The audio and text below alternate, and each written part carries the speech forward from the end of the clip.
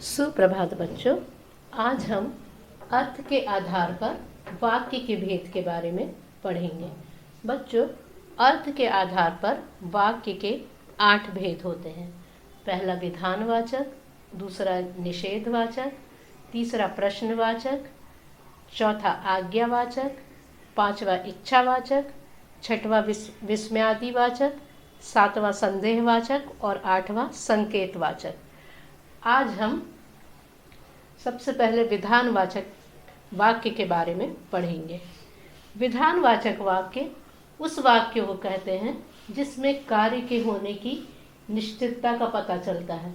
जिस वाक्य से हमें यह पता चलता है कि वह कार्य निश्चित रूप से किया जा रहा है, चाहे वो सत्य हो या असत्य हो, इसे विधानवाचक वाक्य कहते हैं। यहाँ पर उदाहरण जैसे मैंने दिया है कि राम प्रतिदिन शाला जाता है। ये कौन सा वाक्य होगा? विधानवाचक। इसमें एक निश्चित कार्य की होने की सूचना मिल रही कि राम प्रतिदिन शाला जाता है।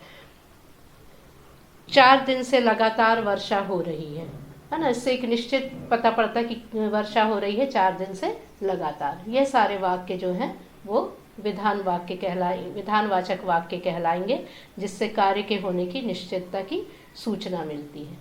दूसरा वाक्य है निषेधवाचक वाक्य। निषेधवाचक वाक्य जैसे नाम से हमको पता पड़ता है कि निषेध यानी कि काम ना करने का भाव। तो यहाँ पर इस वाक्य में जिसमें काम ना करने का भाव प्रकट होता है, जिस वाक्य से काम को ना करने का भाव प्रकट होता है, उसे निषेधवाचक वाक्य कहते हैं। यह इसी वाक्य को हमने ले लिया कि राम प्रतिदिन शाला नहीं जाता है। यहाँ नहीं लग गया, इसलिए ये कौन सा वाक्य हो गया? निषेधवाचक वाक्य।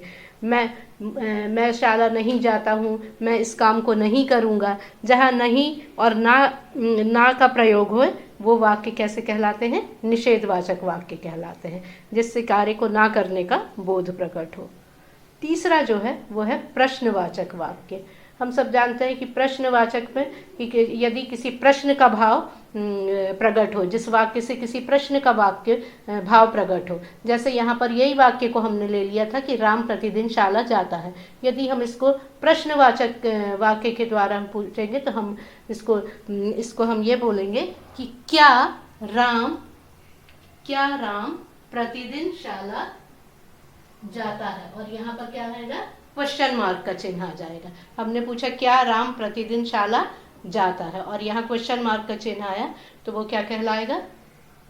प्रश्नवाचक वाक्य। किसी से भी प्रश्न पूछते, तुम्हारा नाम क्या है, तुम कहाँ जा रहे हो, और अंत में क्वेश्चन मार्क का जो चिन्ह आता है, प्रश्नवाचक जो चिन्ह आता है, वो वाक्य क्या कहलाते हैं? प्रश्नवाचक वाक्य। जिससे प्रश्न का भाव उत्पन्न हो, वो क्या कहलाएगा? प्रश्नवाचक वाक्य।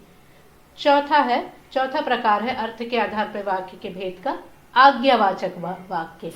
यहाँ पर जिससे हमको किसी आज्ञा या अनुमति का भाव प्रकट हो। जैसे यहाँ पर उदाहरण है कि राम प्रतिदिन शाला जाया करो, है ना। यहाँ पर एक आज्ञा है कि राम प्रतिदिन शाला जाया करो, तुम इस काम को करो, बच्चों चुपचाप बैठो, शोर मत मचाओ। यहाँ पर एक आज्ञावाचक, एक आज्ञा का बोधक होता है, आज्ञा का सूचना मिलती है, वो क्या कहलाएगा? आज्ञावाचक वाक्य। जिस वाक्य से आज्ञा या अनुमति का भाव प्रकट होता है, वो आज्ञावाचक वाक्य कहलाता है।